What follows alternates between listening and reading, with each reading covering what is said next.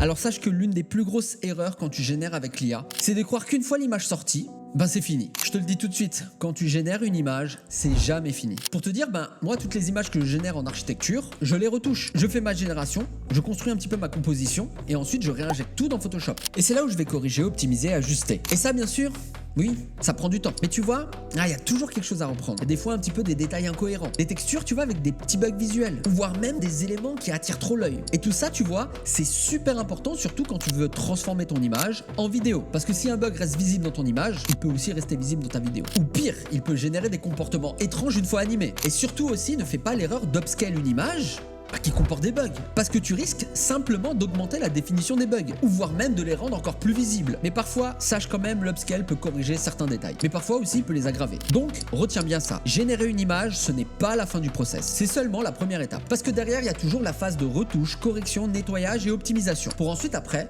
passer à d'autres étapes.